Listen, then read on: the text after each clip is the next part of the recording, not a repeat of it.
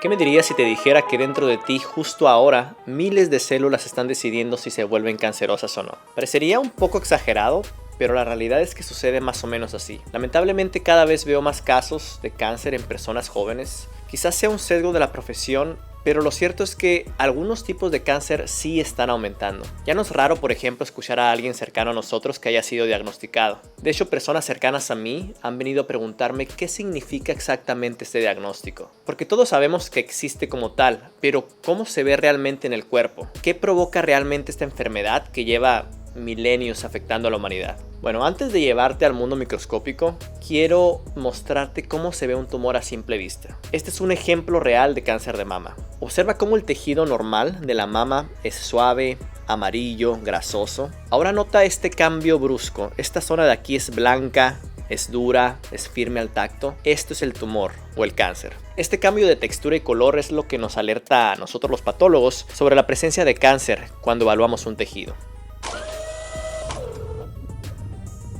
Ahora vamos a ver al microscopio.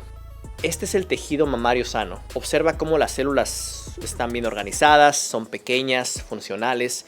Incluso forman estas pequeñas estructuras como donas, que es donde se secreta la leche que eventualmente va a terminar en el pezón. Ahora si nos vamos por acá, este es el cáncer de mama. Las células se vuelven grandes, se vuelven irregulares, invaden espacios que no les pertenecen, hacen lo que quieran, rompen las reglas fundamentales de la biología celular. También esta sustancia de aquí, esta sustancia grisácea que se conoce como fibrosis, es como una barrera que el cuerpo intenta construir para frenar el avance de las células cancerosas. Esto es lo que le imparte esa condición dura y fibrosa a los tumores.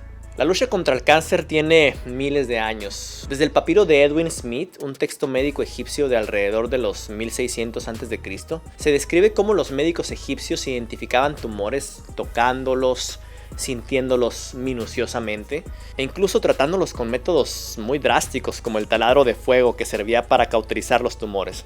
Posteriormente, Hipócrates observó tumores con venas endurecidas que les recordó a las patas de un cangrejo, por lo que lo llamó carquinos, término del cual deriva nuestra palabra actual, cáncer.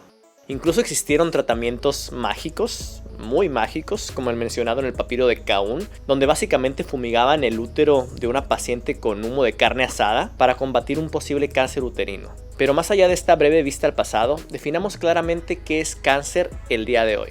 Si tuviera que definir el cáncer en una sola frase, te diría posiblemente que es una enfermedad del ADN. Esto no es del todo exacto porque en realidad no es una sola enfermedad, sino cientos de enfermedades distintas, pero todas ellas comparten un mismo origen, una célula que deja de seguir las reglas. Ahora, imagina el ADN extendido de una sola célula. Mediría aproximadamente 2 metros, demasiado. Para poder caber en la célula, este ADN tiene que compactarse, tiene que darse muchísimas vueltas y organizarse en los 46 cromosomas que conocemos. Si pudiéramos ver el ADN, si pudiéramos observarlo en la vida real, veríamos como una doble hélice retorcida, así como una escalera en espiral, que está hecho de millones de pares de bases químicas, lo que conocemos como adenina, timina, guanina y citosina. Para aprenderlo mejor, A, T, G y C.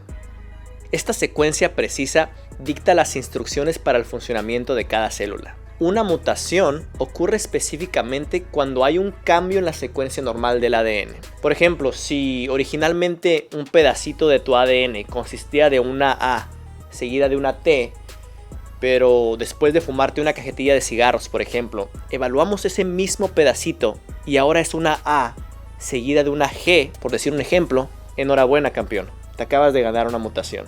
Este puede ser un ejemplo un tanto simplista, pero la realidad es que tu ADN está cambiando ahora mismo. Aunque no lo notes, cada célula de tu cuerpo acumula mutaciones con el tiempo. Las mutaciones prácticamente están en todas partes y lamentablemente son inevitables. Se generan y se acumulan a lo largo de nuestra vida como huellas microscópicas de todos los procesos a los que hemos estado expuestos.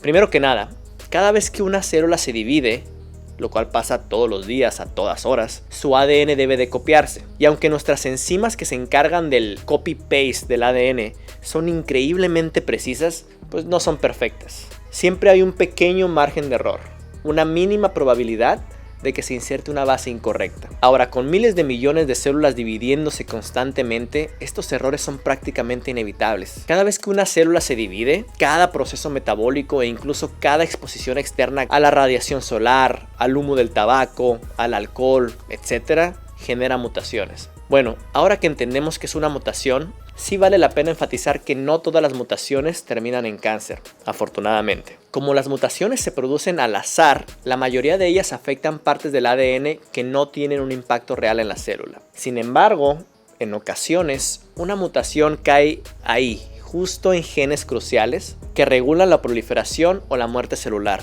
dándole a la célula ventajas para crecer y volverse maligna. Para imaginar cómo funcionan estos genes, podemos pensar en un auto. En nuestro ADN contamos con genes llamados protoncogenes. Estos genes serían como el acelerador de un carro. En condiciones normales permiten el crecimiento celular en la medida adecuada, pero si mutan se quedan atorados en la posición de aceleración máxima, lo que provoca una carrera de división celular descontrolada. Ahora, también contamos con los genes supresores de tumores, que esos vendrían a ser como los frenos. En condiciones normales, estos genes evitan que la célula se divida sin límites o reparan daños que podrían volverse peligrosos. Pero si mutan y se dejan de funcionar, es como quedarse sin frenos en plena bajada. Con el paso de los años, si se acumulan suficientes mutaciones, ya sea en el acelerador o en el freno, el resultado puede ser cáncer. En resumen, el genoma o material genético de una célula cancerosa es el resultado de todas las mutaciones acumuladas desde la primera división del óvulo fecundado. Así es, desde que tus papás te hicieron con amor y eras un simple cigoto o embrión, hasta el desarrollo del cáncer y su posible metástasis, cada mutación es un paso más en la evolución de la enfermedad. Así que cuando pensamos en el cáncer como una enfermedad del ADN, no es solo una metáfora. Es literalmente el resultado de un proceso de mutación que nunca se detiene. Ahora, para entender mejor cómo el cáncer afecta a nuestro cuerpo, lo que hace una célula cancerosa tan peligrosa es que rompe las reglas fundamentales de la biología celular. Se divide sin control e ignora las señales que deberían de detenerla. Las células normales, por ejemplo, tienen un mecanismo de autodestrucción que se llama apoptosis. Cuando las células detectan fallos en su propio ADN o daños irreparables, activan su propio suicidio celular para proteger al organismo. Pero a las células cancerosas eso les vale. Se vuelven resistentes a la muerte y siguen acumulando mutaciones. Realmente actúan como un ente separado de nosotros mismos. Van adquiriendo habilidades cada vez más sofisticadas con tal de sobrevivir. Induce la formación de nuevos vasos sanguíneos para que le lleguen nutrientes, modifican su metabolismo para obtener energía de forma más eficiente y pueden literalmente esconderse de nuestro sistema inmunológico con tal de que no las destruyan. En su afán por ser el único dueño y señor del lugar, empieza a invadir, a destruir a los tejidos que tiene a su lado, forma tumores o masas que pueden aplastar órganos vitales, bloquean el flujo sanguíneo e impide que los órganos dejen de funcionar correctamente. Además, como lo comentamos, el cáncer puede escabullirse, literalmente se mete en los vasos sanguíneos donde corre la sangre y de esta manera viaja hacia otros órganos más remotos. A esto le conocemos como metástasis. Si esto ocurre, afecta la capacidad de los órganos de realizar sus tareas esenciales. Por ejemplo, si el cáncer obstruye los pulmones, dificulta la respiración. Si afecta al hígado, impide la eliminación de las toxinas. Si se va a la médula ósea, evita la producción de nuevas células sanguíneas, lo que a su vez causa anemia e infecciones que pueden llevar a la muerte. Por último, puede terminar agotando todos los recursos del cuerpo, lo que conlleva a pérdida de peso y debilidad extrema. En otras palabras, es el resultado de un caos microscópico. Es un descontrol en la maquinaria que dicta cómo deben de comportarse nuestras células. La buena noticia es que muchos de los factores del cáncer están bajo nuestro control. Estudios indican que hasta un 95% de los casos podrían evitarse con cambios en el estilo de vida, reduciendo factores como el tabaquismo, las dietas poco saludables, las infecciones virales o bacterianas crónicas, el alcohol, la exposición solar, la contaminación, la obesidad y el estrés crónico, entre muchos otros.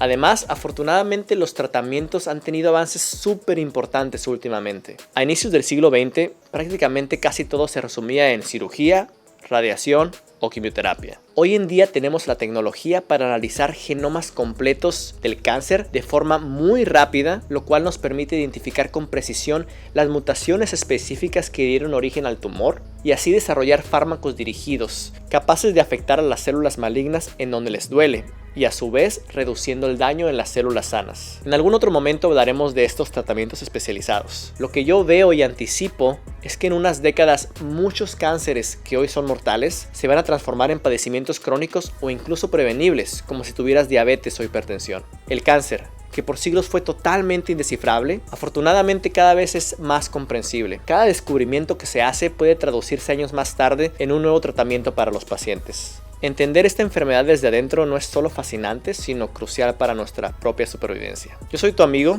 el Dr. Carlos de la Sancha, y si de algo te sirvió este video, incluso para matar el tiempo, te invito a seguir explorando mi contenido para aprender más. Salud y ciencia para todos.